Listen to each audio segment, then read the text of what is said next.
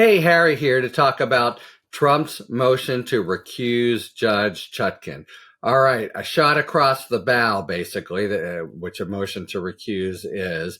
Trump brings a motion saying Chutkan needs to recuse herself, step down, and not handle the trial. And why? Because she's biased, or even if she doesn't realize it, maybe she thinks she's not biased, but she is or will appear to be. And why is that? Because of a couple statements she made at the sentencings of January 6th defendants.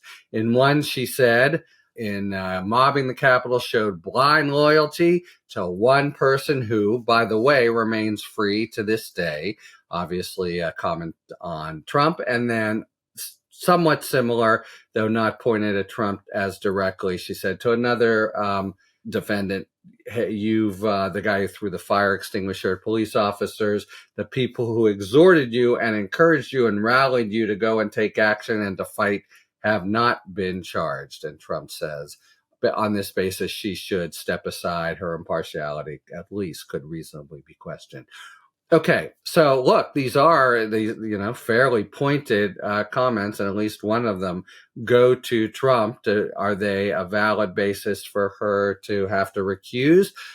No. The most important thing to note is these come at sentencing hearings, not, in a public address, not in stray comments in the court. Sentencing hearings are precisely when and where a judge is supposed to basically embodying society's judgment, look at the defendant and explain why she or he is imposing the sentence that they are imposing, and playing out their guilt and the mitigating factors. And, look, you went into battle here, you did it out of blind loyalty to someone. That's doesn't excuse things. In some ways it makes it more reckless, more dangerous. But in any event, she is laying out the case for why she's going to actually impose that sentence. That's not just incidentally okay. That's actually part of the judicial function when it comes to sentencing. Indeed, this is a 10-person, I think, court, and they've all the 1,000 of cases from the marauders have gone through them, and many of the judges, more than half, have made similar statements, and they've all made very severe statements explaining to the marauders why they were imposing the sentences they were. You see them saying things like, you're not a hero. You're not a patriot. This was the worst assault on democracy in our history. Things like that. That of course reflect on the leaders of it, like Trump, but also really bring home why they are exercising the judgment they are. That is actually their job when it comes to sentencing. So that's the big context that Trump's motion misses. And relatedly, as I said, the other members of the court have done it. So, there would be a narrow choice anyway, but it also goes to this broader point I've made before. The court here is cohesive. Remember, members of the court show up for the very first day. That's not just to check out what's going on.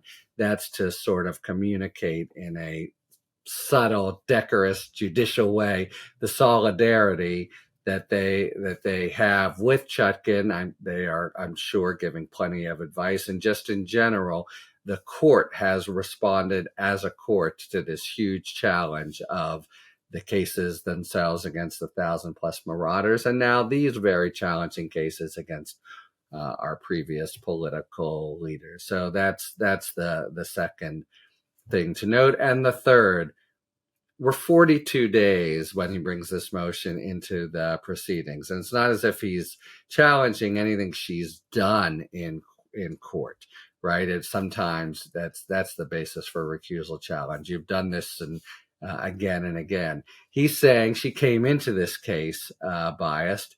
So why didn't he bring the recusal motion up front as you are supposed to? It's not, written in stone kind of rule in the federal rules, but it's understood recusal motions need to be brought early. And why is that?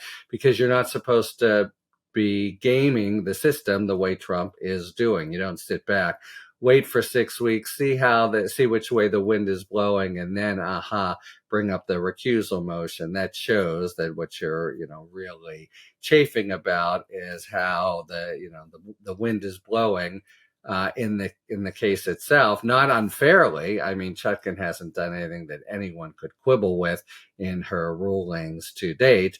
But Trump can, sort of see writing on the wall that she's not his favorite kind of judge. She's straight up. She's stern. She is definitely, ready to run her courtroom and impose the discipline that she can impose if he continues to act up in different ways. That's why he wants her out. And these are convenient excuses, these previous statements at sentencing. And what really goes to show it is that it took over a month into the proceedings before he makes this motion. So I think it'll be denied, and I think it probably will go nowhere. He can try. There's no real vehicle to appeal a denial by a judge of a motion to recuse.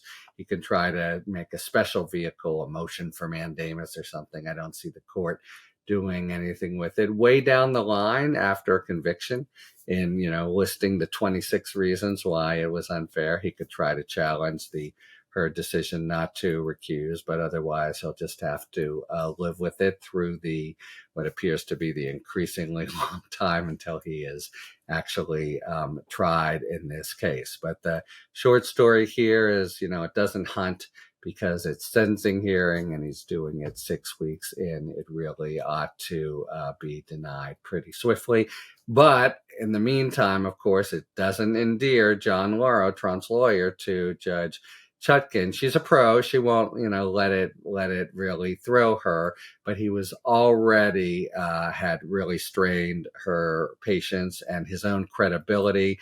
Remember, he had to stand up and argue for the 2026 trial date. He did a couple other things. He starts this case pretty much in the hole against her. Bad place to be. Talk to you later. Thanks for tuning in.